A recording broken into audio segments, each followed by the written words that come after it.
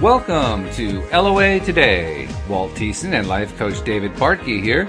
Today is Sunday, June the 24th, 2018, 8:30 p.m. We're starting a little bit late, but 8:30 p.m. your Eastern time, your weekend daily dose of happy. And we've been just chatting before the show, talking about what we've been up to and kind of doing a little catching up. And like I was saying to you, David, before the show, Sunday today has been a beautiful day for Louise and I because we did a day trip up to Boston and did some things we haven't done in quite some time. We actually went to see a planetarium show. I mean, when was the last time you saw a planetarium show? I think when I was a kid in New York. I know. It's a long time, right?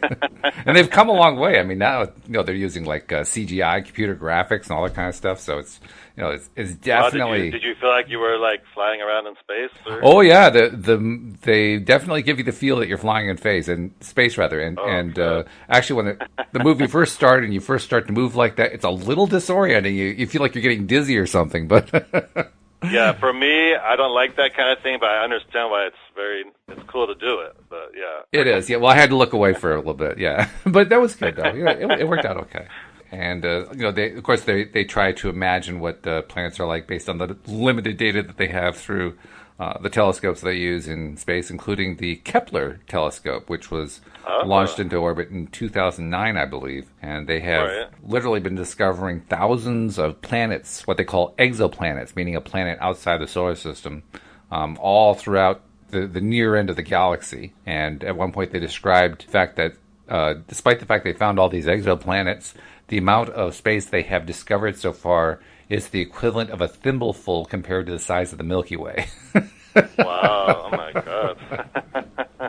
So, wow. Yeah, it's not exactly a whole lot yet, but by the comparison to say 20 years ago, I think it was 1995 was when the first exoplanet was discovered. So what's it been? That's been 23 years, something like that. In 23 years, they've discovered all these planets circling around other suns, other stars, and before that, we didn't know of any.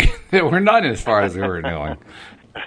So it's kind of fun, And computer graphics have come a long way too. They did a pretty good job of visualizing. I mean, they had to do imagination, basically on the limited information they have. And I mean, they compose music for it. They have an orchestra playing in the background. It's a very professional presentation now. It's not like back, when I was a kid. I mean, a planetarium show was where they'd have a dome, and the dome would get lit with all those little tiny pinpoints of light, and then a guy with a light pointer would start talking to you about what you could find in the night sky. Now they're doing this whole CGI thing.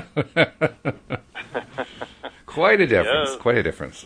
And what about wins? What wins can you share? Well, that's a win right there. I mean, first of all, we weren't working, we weren't fretting, we weren't stressing, we weren't doing any of the things that often can happen. We were having a good time. Yeah. That's a big win all by itself. And absolutely. And right afterward, we went out to have some seafood. Of course, when you're in Boston, the planetarium is in Cambridge, right across the river from Boston proper, and it's literally like a mile from like Faneuil Hall and all that historic stuff downtown. So we went right down by Faneuil Hall. There's a place there. Oh, what's it called now? I can't think what it's called. I don't dare say it wrong because if I say it wrong, a Bostonite's going to say no. But it's a very famous seafood place. It's a place that actually many, many years ago, it was known among the farmers in the area. They would come downtown, sell their wares, sell their produce and so forth, and then they'd all get pile into this place and basically feed themselves for the next week, so to speak, and then go back to their farms. and I mean, it used to be, this was one of those places where they would just have picnic tables lined up side by side, all the way along the length of it, and very rough kind of eating. Well, that's where the restaurant got its reputation and its name, from that experience. Right. Well, today they're nicer. They have tablecloths and stuff, but it's still a very plain way to get really high quality seafood, and anything in Boston, of course, when it comes to seafood, is delicious. So, I'm sure. Yeah. I'm sure. So a little lobster, a little clam chowder. The onion rings. Oh my God, the onion rings were delicious. They were the best onion rings we've had in years. Well, I was going to say, were the onion rings a vibration raising? Oh, they all were. I mean, the whole thing was. But those, I don't know what batter they use. That batter was delicious. I mean, usually, you know how it is with onion rings. Usually onion ring batter has got, a little flavor to it maybe. These were like dripping with flavor. It's unbelievable. Wow. Wow, very good. Yeah, it was good stuff. Very good. How about you? How's your week been? Very good. Very good. Just had a nice, what I call a nice normal week. I had some very good coaching sessions and what I call safe transportation. I got everywhere I had to go safely. Always a good thing. And and we actually have a special guest with us tonight. Yeah, you mentioned that. That's great. A friend of yours came by, huh? Who's got some interesting skills that she brings to the table. Yes, we have Jill Neer. Jill, are you on? Yes, I'm on. Hello, Jill. Jill. Say hi to Walt. Hi, Walt. Thanks for Jill, joining us today. Tell us a little bit about You're yourself. welcome. I am an EFT practitioner, which is emotional freedom technique, and it's known as the tapping. Some people know it that way. So I've been doing that for a few years, and I'm also a psychic and a medium, which helps when you're doing tapping with somebody. For some reason, you can pull out more. And pretty much that's what I do. Excellent. And I know you're very into the law of attraction. Yes, very much. Now, do you remember how you kind of first heard about it or got into it? Many, 25 years ago, 20, somebody gave me tape that were copied by people who'd been there. I don't even know if they were selling them at that point because I just don't know. All I know is here, listen to these. They're really great. And what were tapes of what? They were tapes of Esther talking. Oh, Esther. Oh, great. Abraham Hicks. So it was, yes, it was Abraham Hicks, tapes way before they were actually making them and, doing that. And then I had, someone in Florida a few years after that, they had like, they were just copying somebody would buy the tapes and then they would copy them and copies would go around. And so I had a zillion copies and then, yeah, exactly. Did you immediately connect with it? Or did you think it's interesting. When she was first doing it, when Esther was first doing it, she said a lot of, I want. It was the word I want was in it a lot. Mm-hmm. And at that time in the spiritual community, it was kind of like, you stepped away from the I want thing because it sounded like you were wanting, meaning... Oh, I see what you're saying. It kept you in the wanting Yes, exactly. Instead of giving it to you, you were in the wanting mode. Yeah. So it kind of didn't sit well with me because I had that mindset at that point. But then as it progressed, I saw that was not so... When I tell you it was stressed in those original tapes, believe me, it was constant repetition of the I want, wanting, want. Yeah. So then the next time I got a flow of them coming to me was when I was visiting friends in Florida. And I came home with a zillion tapes. And then she would make me more and ship them to me, the new ones. And then, of course, the CDs. And then I went to a couple of the programs that they had. Oh, like the in-person? Yes, the in-person things in Philadelphia, 2 of them. And one I actually saw Esther when I had to go back because a friend of mine forgot something. So I ran back to get it, and Esther was standing outside waiting, eating a bag of popcorn. Yeah. And it was interesting because she was just Esther then. Yeah. It was, it was nice. So did it resonate with you immediately? Or? I don't believe with the wanting and the wanting, I didn't. Okay. But then the second time, it just resonated. Yeah. It just clicked. And then they just got better and better, and the messages just got really clean, nice. Because Walt, I remember you had said when you first kind of heard about it, it kind of took you a minute for it to kind of click. Well, it did take a while, and I mean, when it was a while before I heard Esther Hicks at all. I mean, I heard about The Secret first, and I didn't hear about The Secret with the Esther Hicks version. So Abraham, I didn't learn about until at least 3 or 4 years after I heard about The Secret. And then when I did hear about it, and when I finally heard some of the early stuff, I mean, I know what you mean, Jill, when you talk about how she said, I want, but I loved the way she said the word. I want, Yes. I want, wanting and wanting. Yeah. And in those early days, I mean, actually, I have a little trouble listening to those early recordings just because it was almost like Esther was trying to make it sound otherworldly in the way that she would translate what she was getting. So it had this ethereal sound to it. It didn't sound real at all. I think that was her. I think that I was think it her was, yeah. until she perfected her ability to hold the energy in a Right. manner that was more balanced with her. I believe in the beginning it was very tough.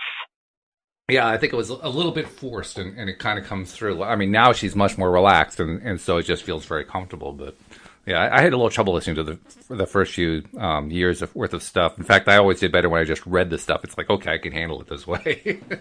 It's interesting. I was just speaking with my son about this yesterday, and I quoted something on one of the CDs that when I heard the line, I don't know if you guys do this, but when I hear a line, I just go back and I keep playing it until I get it. Mm-hmm. And like I said to him, he was talking about a friend who he's trying to, let's say, enlighten.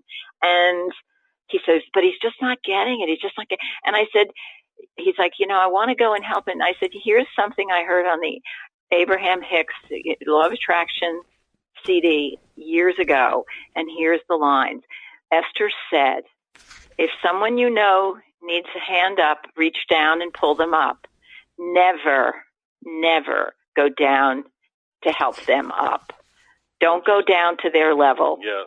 You must always stay where you are. And if they don't want to come up to your level, then they have more to go. Mm-hmm. So there's all the little gems in those CDs. There are a lot of gems. That's true. And I learned the first Hicks book that I read was Asking It Is Given, and I'll never forget. Whenever I buy a book, particularly from an author I've never read before, I'll go to Amazon and I'll read the reviews, and I always look at the negative reviews because I figure if the negative reviews don't turn me off, then I figure the book's probably pretty good. And one of the reviewers, I don't remember exactly what he said, but the gist of it was, I'm going to save you the price of the book. What you think about is what you bring into your life. See, you're done. And when I read the book, that's what it seemed like. It seemed like they were just repeating themselves over and over and over and over and over again. It wasn't until a couple years later that I went back and revisited it and started reading it again that I realized that we miss a lot the first time around, particularly with Abraham material. And I think what happens is we actually we all have these filters in place. I mean, it's just kind of the way our mind works. It's part of the reason why we notice the law of attraction phenomenon. You start focusing on Volkswagens, and all of a sudden Volkswagens show up everywhere. Part of that is because of the way the human brain works.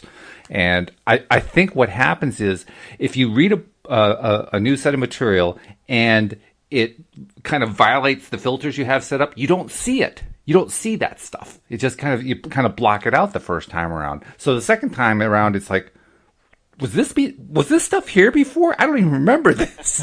And that's what I discovered. And I always tell people too, which happens with me, is that you can read something or hear something and you think you've got it, and then 6 months later you can hear the same thing, and then you're like, oh, now I get it. And then 6 months later you hear the same thing, oh, now I really get it. Yeah. Kind of just it evolves within yourself. Well, that's just what it is. Abraham is just full of layers of information, and you have to keep peeling back the skin of the onion, so to speak, before you finally really get what it is they're talking about. I mean, that's why, David, for instance, you and I we're doing the Astonishing Power of Emotions, and with Wendy Dillard, we do the basics of the Law of Attraction, the basics of the teachings of Abraham. With Cindy Chavez, I'm doing Money in the Law of Attraction. And in all these cases, we go through and we do like one little, reading one little section from the book, and then we just mincemeat it. We just turn it into little tiny pieces. Say, okay, so what does that sentence actually mean? And once you start doing that for a while, you realize, wow, there's a lot more depth than a cursory reading would lead you to believe. Yes.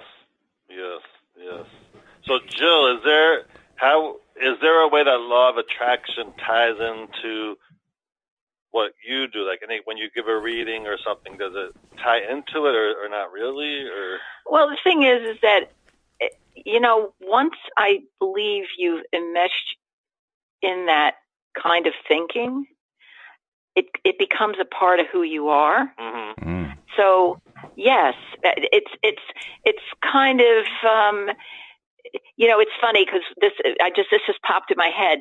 I remember one time, someone I know they're a speech therapist.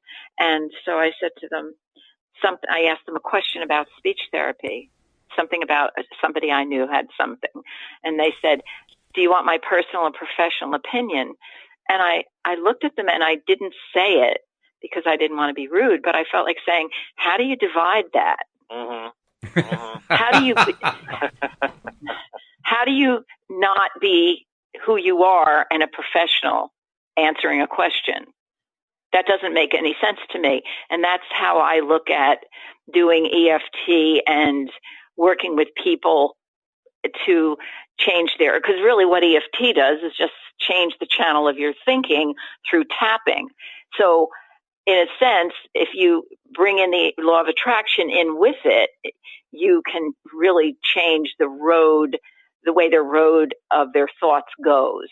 Mm-hmm. Because one of my favorite things is to tap into someone that it's none of our business. It's none of our business, which is something that Esther says all the time as Abraham. She's like, why, when she's doing, somebody's asking questions and then they bring up something about somebody and she'll go, it's none of your business. It's just none of your business. And they want to talk about it. Oh, yeah. But it makes me crazy. No, it's none of your business. It's none of your business. So that's one of the things that I really instill in all my sessions, no matter what I'm covering. I always throw that one in there because that is so important in life too. And the other one is don't take it personally. It's not about you. Stop taking it so personally. So it's, it's always incorporated because it is a part of me. I've been listening to these things for so many years that they're incorporated in my whole thought process at this point. Yeah. And indeed, that's very easy to do, that whole thing about getting involved in someone else's business. I mean, Wendy Dillard, who does the weekday afternoon podcast with me Monday through Friday, that's been a theme of a lot of the things she's been talking about with me. She's also a life coach, and she has a phrase, stay in your own lane. She's constantly telling that to herself, because even though she knows it's true, I mean, we all know that really you should be staying in your own lane. You should be minding your own business. But how often do we just kind of fall into the trap of, well, I'm just not even going to consciously think about doing it. I'm just going to do it one more time, so to speak. And it's like, oh, no. Stay in your own lane. Stay in your own lane. It's so interesting, though, when you can really tap on it and get it right, eventually, the moment, I remember when I got a moment where somebody said something to me, it was this, I'll tell you. She said, you haven't called me back, and you know my rule. If you don't call me back after 2 things, I don't bother. And she said, I just think it's a Libra thing now. And she was being snippy, and I'm a Libra. I just think it's maybe I don't need Libra friends anymore. And I looked at her, and I swear it was the best moment that I can remember. I looked at her. I had no emotion of guilt, fear, nothing. All I looked at her and I smiled and I said, gee, that's too bad. Yeah.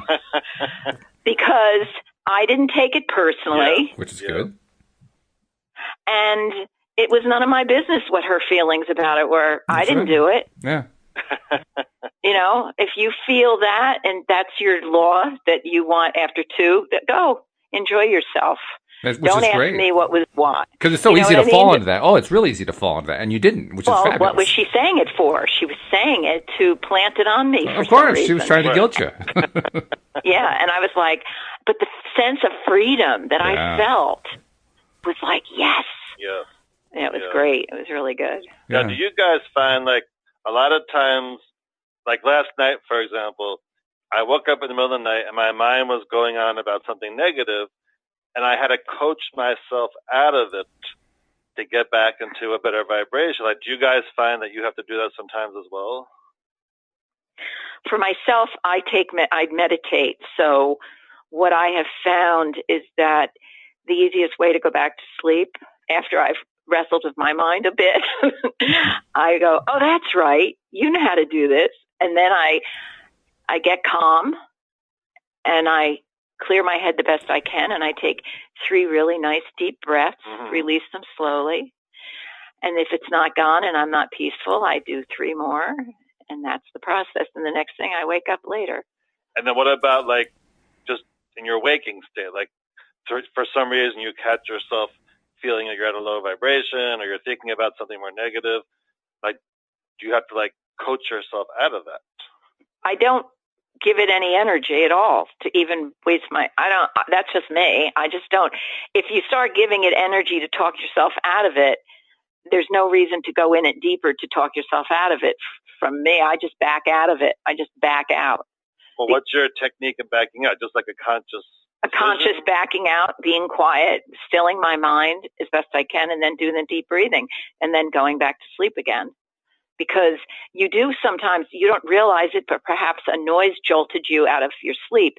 And for some reason, you got startled. So you wake up and you feel anxious or whatever. So that would be my method that I would use. If I start talking to myself, I just wake up further.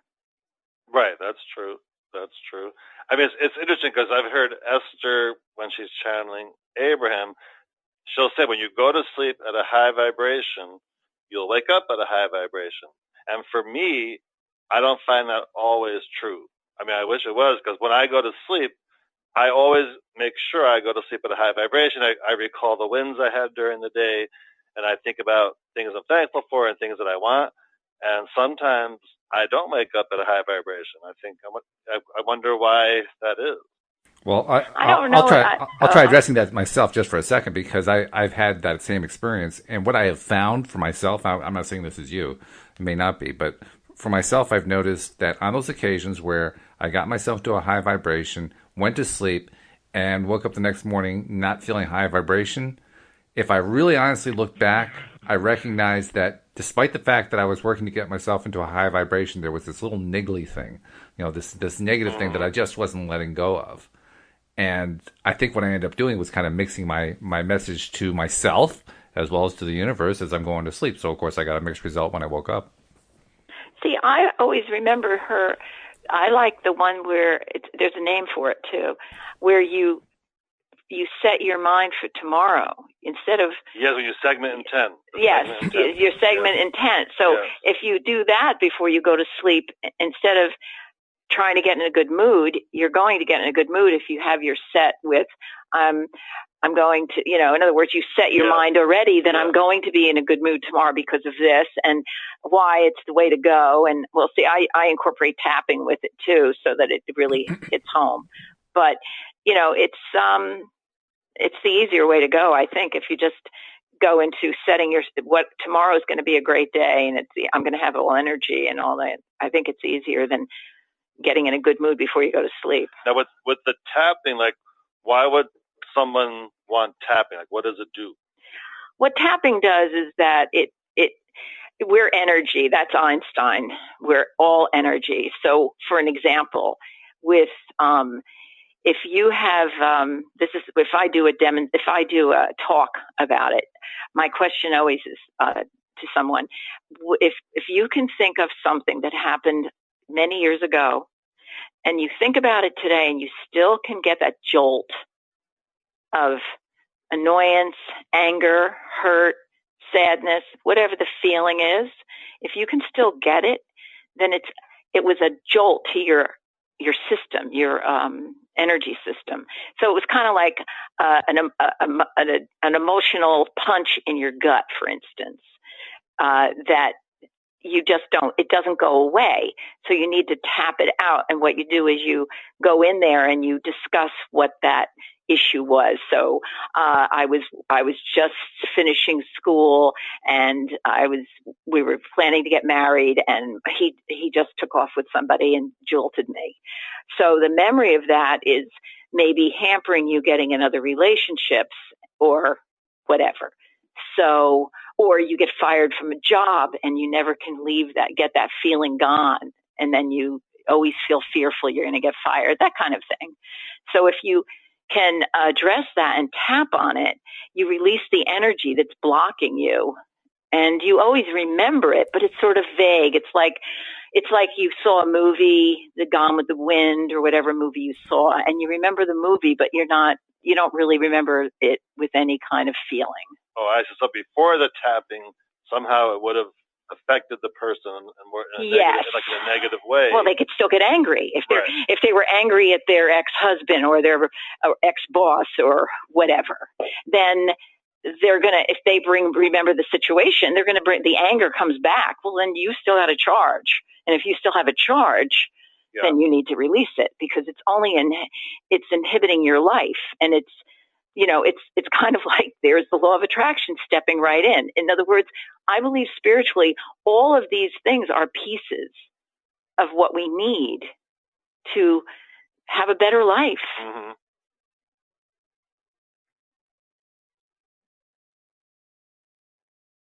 Okay. No comment. I thought I was right. I thought Dave was going to go on for another question, so I was just staying in the background. No, I didn't realize you were done, so I didn't want to cut you off. I was just wondering if there was another question. That's all, because I could go on. It's just I just find that's very interesting how that releases that whatever blockage. I know it's almost like hard to believe when it's gone. Like I said, when that person said that to me, well, I'll just, if you don't call me, blah, blah, blah, whatever. And that it didn't even bother me. Like I didn't have I actually smiled. Yeah. Well, you're talking, my having tapped on many different things made it possible for me not to react to that in a negative way. Many different aspects that went on in my life to make me feel less than, or you should feel guilty, or you didn't come up to the mark, or you don't show up for people, or you're negligent. Like, think about it, the scope. Yeah. So it's really interesting. And why did I do it? Because, it starts with just how you start thinking a more positive way. And when you start thinking in a better way, your life changes. And law of attraction is part of that, for sure. That's a big chunk. Mm-hmm. So and the person you're doing it with, is it more of a subtle thing that they experience, or is it more obvious? It depends on the situation. I mean, I've had situations where, because what I do is I ask questions. Yeah. And the person, I ask them, for instance, when did you start, what happened that made you so angry? Well, my boss did da-da-da. And then, I'll give you, this is a better example. There was a man, this really happened. He was in his 70s, and I was helping at a place painting for a charity place. And somebody walked by and asked me some EFT something, and then they went downstairs and we were painting, and he said, "What is that?" And I explained it. And I said, if you have something you've had for years that bothers you, or you think about it a lot, then I probably could get rid of it for you, especially if it's old. And he goes, "Oh, I have something like that." I said, "Well, I probably could help you." And so he says, "All right, I'll let you try." So we went into this other room, and what it had to do with was, he told me that when he was in second grade, now mind you, this man is in his 70s. Right. All right. A long time ago. A very long time ago. So he's in his 70s, and he said, "I was in second grade, and we had a substitute teacher, and she would write a word on the board, and then we would have to say what the word is." And she said she wrote elephant on the board, and she asked me to say what it is. And he said, I couldn't pronounce elephant because I was using the F. I mean the P. I was using the P. I'm sorry, how do you spell elephant? So he says, he said I was saying it completely wrong, and she laughed, and all the class laughed at me. So I felt stupid, and I to this day feel stupid. So so I'm asking him questions, and I write them down so I can see. There's always key words in there. So I wrote them down, and I said, we tapped on it, and he said, "I feel a little better." I said, "But what's left?" Because you always ask, what is it from 0 level is it? So he said it was a 10, and then I got him down to a 4.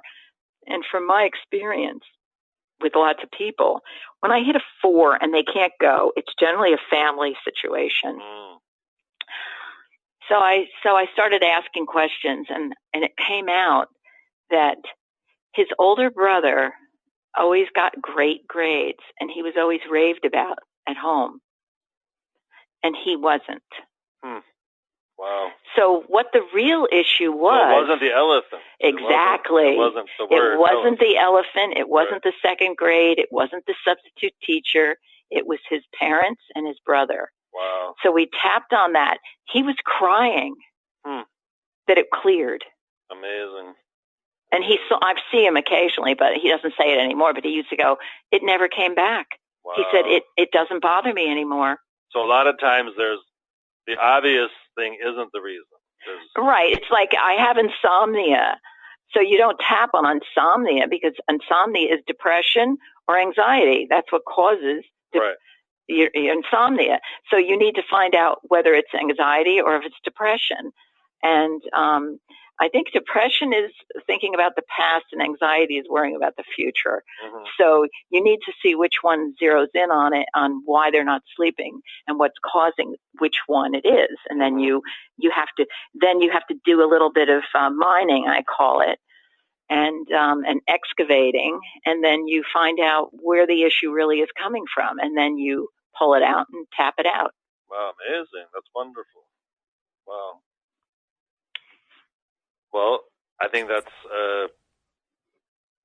very, what's the word I'm looking for? It's healing to the person. Yes, very. You're removing, I mean, he was carrying that around for so long, my goodness. We carry a lot of stuff around. Yeah, we're good. So are you going to read something from a book, one of the books? Sure, yeah. We are, but I just wanted to ask you guys one thing, because this is an experience I had this week, and I wanted to get your opinion on it. So I got a call from a potential client, looking for law of attraction coaching. And he was telling me his story. And then he said, he goes, I've had many coaching sessions with 2 other law of attraction life coaches. I said, that's interesting. That's great. And then he proceeded to tell me, what he was working with them on. And,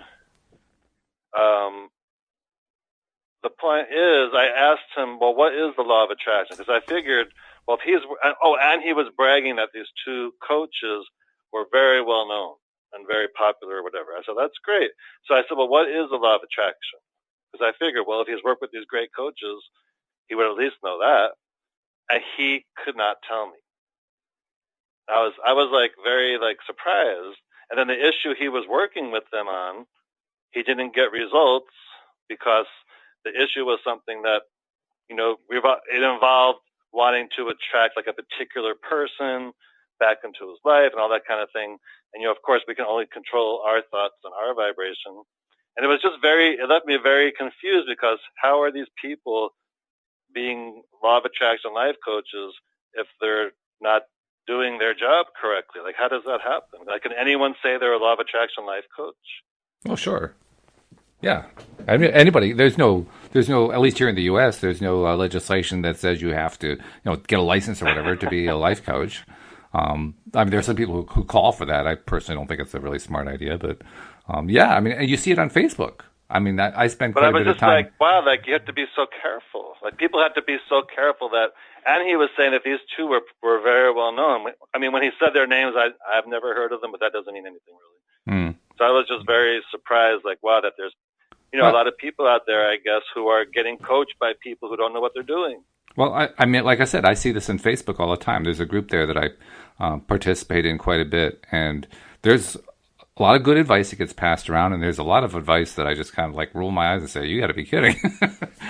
So, I mean, when you have a world population of people all coming in on the same topic, you're going to get different perspectives. You're going to get different viewpoints, different, ways of understanding and looking at it. And some of the ways of understanding that some people have, I mean, I just have to hold my tongue and say, you know what? It's none of my business. You know what, though, David? Think of it from another point of view. Yeah. If this person supposedly spoke to 2 coaches... Well, he not just spoke to them. He paid for many sessions. Okay, so here's the thing, though. He sounds as though he was wanting to get an answer that was an impossibility. So he was disgruntled. So, but he's telling you that he still wanted the same thing. Obviously, this man isn't getting it. Right, and I explained to him the truth about what it was he was wanting. But I just bog him. Like, I know for me, when I start, especially when I first start working with someone, like, I make sure they clearly, fully understand, what law of attraction is, and at least the basics. So as we go on from there, we can build on it. So it just boggles my mind how he could have worked with two apparently very popular coaches, and he didn't have an answer for when I said, well, what is the law of attraction? That just boggled my mind. I was like, wow, I don't know. He could just be not that he just didn't want to listen. I mean, there are people walking among us that don't listen, or they'll hear what they want to hear, and they do not hear what it was really said. But I just wanted to bring that up because if there's anyone listening, just please be careful. If you are going to work with, whether it's a law of attraction coach or whoever, do your best to make sure that they're at least certified, or I don't know, they have real good reviews or something. Because wow, just to know that there's people out there coaching people that don't really know what they're doing is just scary to me.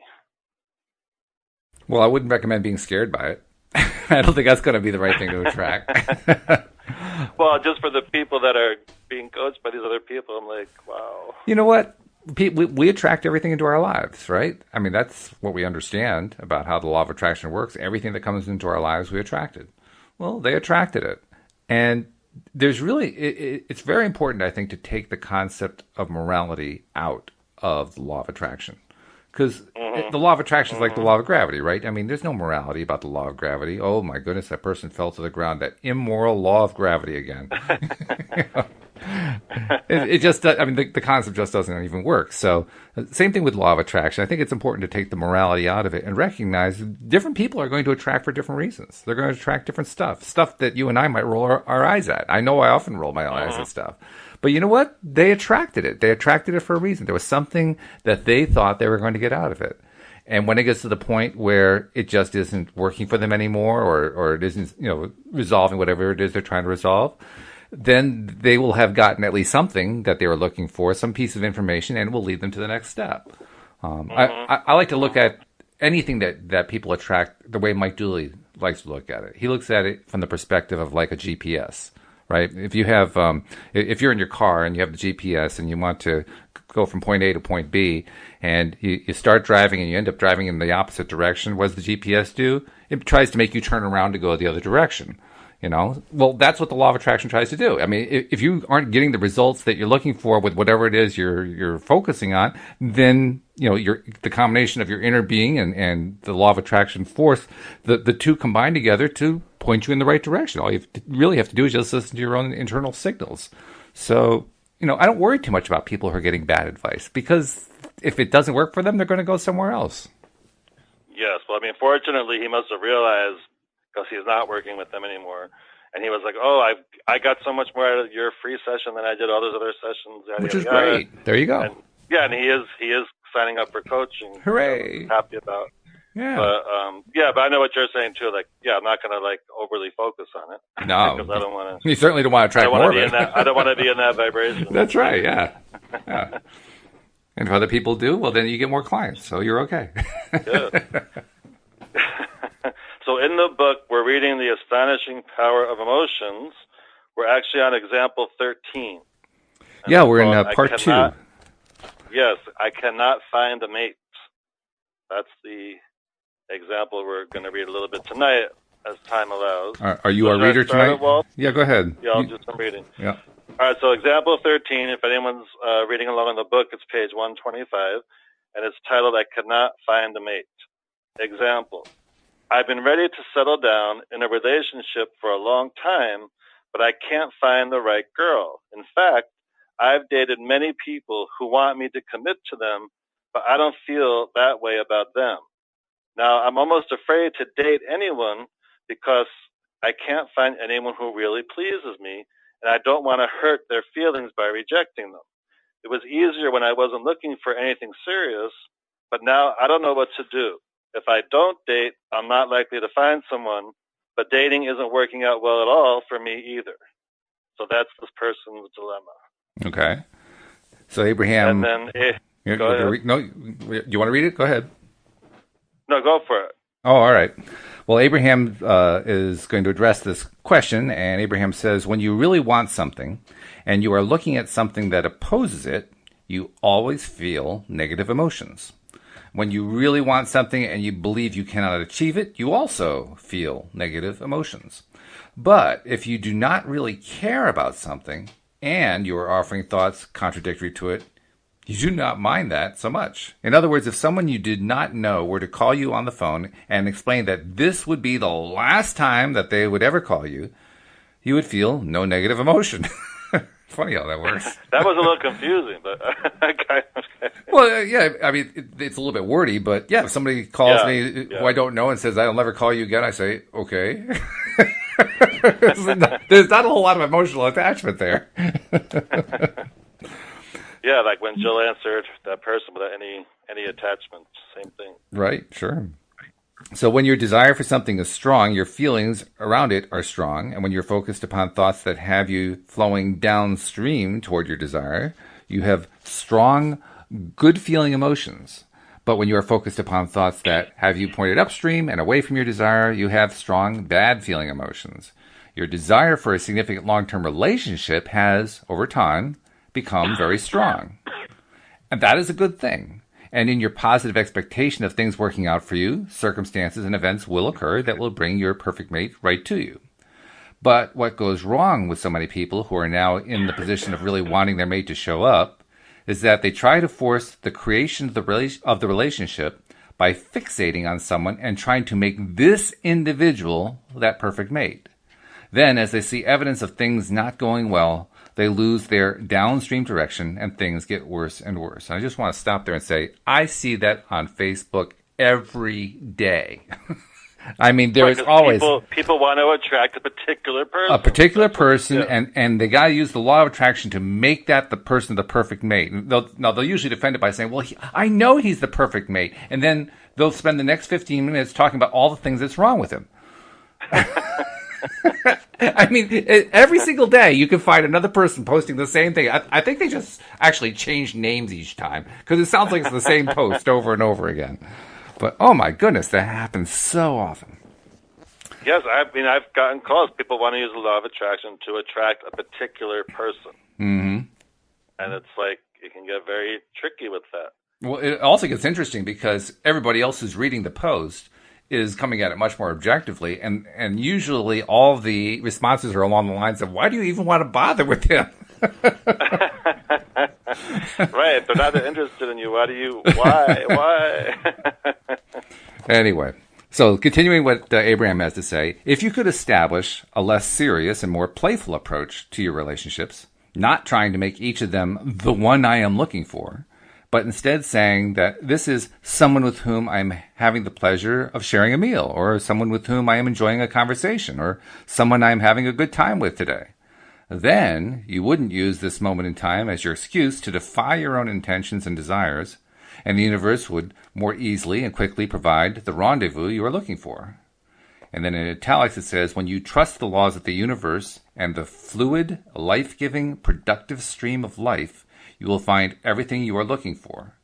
But in your belief that you must make it happen through action, you often hold yourself crossways of the current, and you hold yourself apart from your own expansive desires. And this is actually a rather long chapter. They're going into it in great detail. Before we go any further, I wanted to ask you, Jill. I mean, I imagine you must get people who come to you for the EFT service in particular, perhaps as a psychic too, which we haven't really talked about much, looking for this kind of thing. Because, I mean, I know David and I have both seen it all over the place. I imagine you must get people asking you about the same kind of thing too, yes? Yes, and I'm not really... it's interesting because you can pick it up, and usually I will not get involved. I will use just what you were talking about. You can't make anyone love you. Right. You can't. And so why are you banging your head against the wall? And generally, if it's psychic or mediumship, mediumship, no. So say psychic, I more or less can pick up that it's them. And many times, it's interesting. It's almost like they aren't serious. They're more like, they're so dysfunctional in their own life that they're only going to bring in more dysfunction. And that's what they're complaining about. I get this guy and he's this, or I get this woman and she's that. And it's never about them. You see what I'm saying? Absolutely. So I'm unfortunately the person they didn't want to sit across from when they say that, because I don't give them any mammy-pammy. I generally say pretty much where, they get it right from the shoulder with me. Why is it about them and not about you? Why is it always their fault and not, what about you?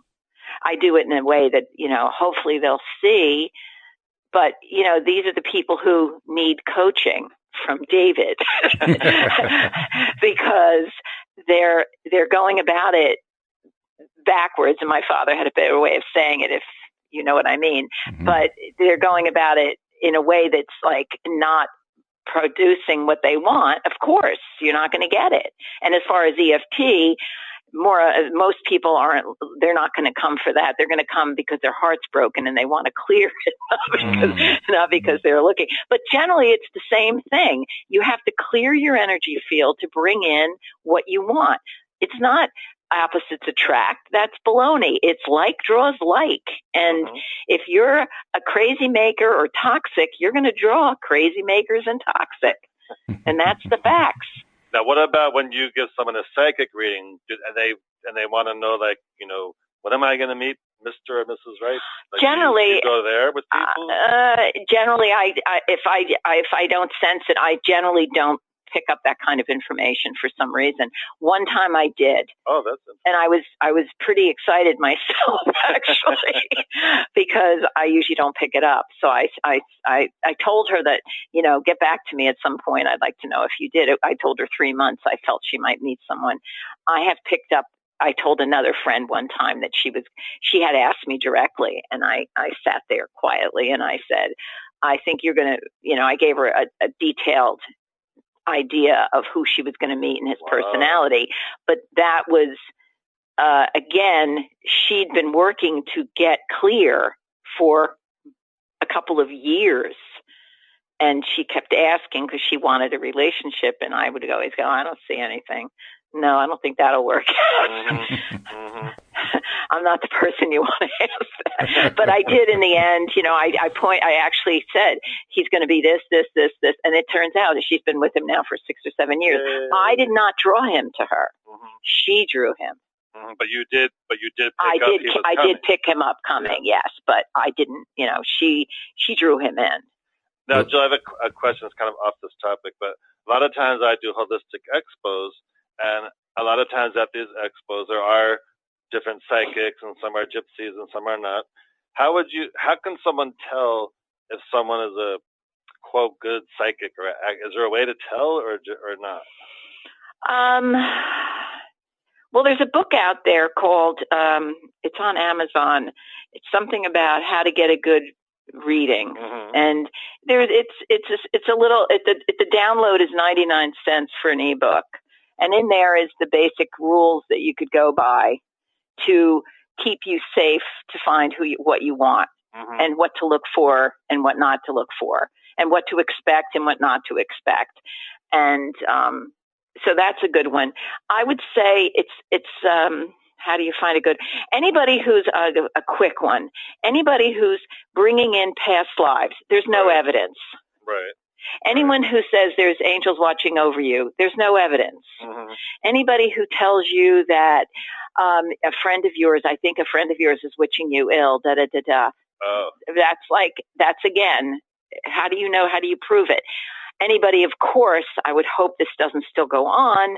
Anyone who's getting a reading and the person says, well, if you pay me X amount of money, I'll get rid of this spell that's on you. Oh, dear. So there's still people that really, some people just are so filled with pain, so miserable that they feel they're being hexed by, oh, your old boss is doing this, or that neighbor of yours, or you know what I'm saying, your ex-husband, your ex-wife. Let me remove this hex from you. That kind of stuff still goes on. And if they can get away with it, they will. But because I would think a lot of people that will go to a psychic, that they probably do ask, like, oh, who do you see in my future? Like, when is my... Well, the thing is that, you have to use your brain also, like what's plausible and what's not plausible. What resonates with you? Go with your gut. Yeah. If somebody's telling you something and you're going to yourself, no, that doesn't sound right. No, that's far-fetched. I've heard readings where, I've heard other people giving readings where I'm like, they're arguing. I think your daughter's boyfriend is really not very good for her. No, actually, she's married to him now. Oh, you know what I mean? Like any kind of guessing games, that's another way to tell right off the bat. If they're asking too many questions, or what is it? Oh, it's called going fishing. That's what actually we all call it. Right. When you see a medium or a psychic fishing, it's bogus. Oh, I see. Because they should be telling you. In other words, they should... Right. I can see them asking a legitimate question that's not invading or giving like any information necessarily. But it's situations where I want to meet a boy and I want this or I want that. Right. It's kind of like, or you're going to meet. I've heard people say, oh yeah, you're going to meet somebody, and just tell them what they want to hear. Wow. Which what can I say to you? I would never do that, but there are people out there who are more than willing to tell anybody what they want to hear. Wow. And that person will keep calling them back until they finally figured out it's all not true. I'm curious to know, where do you stand on an idea that has become more and more popular, which is that everyone has psychic ability and it's just really a question of developing that ability? It's true. It is absolutely true. Mediumship is a different thing, just like, what is the other one? A medical intuitive. It's almost like their chemistry is different. But psychic, there's little things you can do to really to train yourself. One of them I say to everyone is this, and we all can do this. What you do is we all have that little voice. So you're getting in your car and you're going to the supermarket, let's say. And in your voice, in your head, you have it's one of those thoughts that you're going to get in the car and drive whatever way you're going to drive. It's just one of those thoughts that come to us. Well, suddenly you'll get an impression that you should go a different way. It'll get you there the same time pretty much. It's just a different way. You're supposed to listen. So those are the beginning clues of building up the ability to have get clues from. It's getting clues. It's asking for clues. Ask the universe, ask spirit for clues, and go the different way. And you may not have any reason to, why did that happen? That was stupid. And then you don't listen the next time, but always listen, because I always listen. And then one day it's like, go this way. And I was just like not paying attention, and I didn't go the way that I was. It was a little bit longer with a couple more traffic lights, and I didn't listen. What happens? I'm behind road construction, cars behind me, couldn't get out, and I'm like stuck. Wow. And I thought, I'll be a son of a gun. When I listen and the road is clear, it's like, why did this happen? But anyway, that's the way yes, everybody is psychic, to answer your question, and it's just a matter of cultivating it.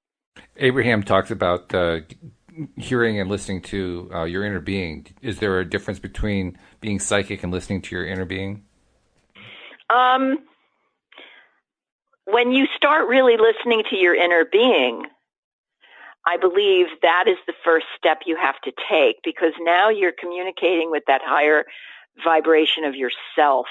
And once you've accomplished a real relationship with that, now you can step up the game and you can pull in other information, because we all have guides. We all have entities and things that are helping us. There's many stories about people go, I don't know why I did it, but I did this, and you're like, if you're into this, you understand, oh, I know why it happened. It's just like when, Jerry was on that truck or when something and he had to jump or something happened. There's one of the CDs or tapes that talk about it. And he knew instinctively, he just heard it, do it. Boom. He did it. He listened. See, the key is start to listen to that higher vibration of yourself, that inner voice, and then more comes and more comes and more comes. And if you want information, you can say, all right, give me some clues. I need to figure out this. I can't figure it out on my own. Give me some help. That's when you can start pulling it in. It works. Wow. Very nice. Yeah, Wendy Dillard, who's the afternoon podcast host who does the shows with me Monday through Friday, 4 p.m. Eastern, has lots of conversations now with her inner being. It's gotten to the point where she actually gets it as continuous sentences, whereas earlier in her life it was more like she would get an idea that would come to her at various times, but it's becoming more continuous now. Yeah. And you were suggesting that the more you interact, the more that happens. So it sounds like it's very consistent with what her experience has been as well.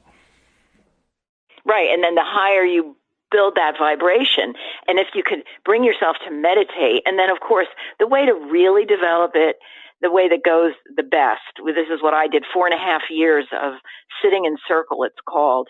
And what you do is you sit with like-minded people and you just sit quietly and you have sacred space and you can't break the circle. So once the circle's made, no one else can show up if they're late. That's their problem. The door gets locked because you can't break the circle. It's a safe circle. And then what you do in there is you just wait and you're quiet and you wait and eventually you start getting information about someone else sitting in the room. It's very cool. Huh. It didn't happen overnight, but it happens.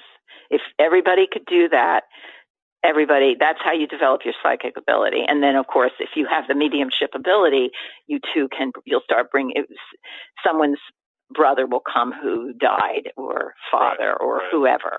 And just to clarify, what is the difference between psychic and mediumship?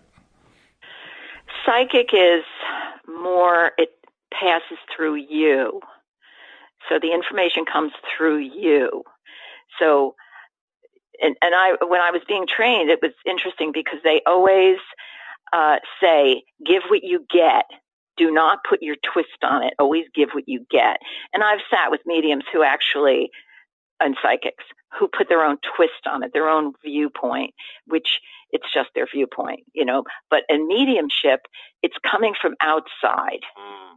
It's coming from, like mine is up in the corner, up above the person sitting across from me. If you can picture this, up above their right, on the right side, my right side, their left. And I just look up there and that's where I get my information from. It's not coming through me. It's coming at me. Difference. But is it coming in like sentences or just words? Or? It's coming in impressions. It's different for other people.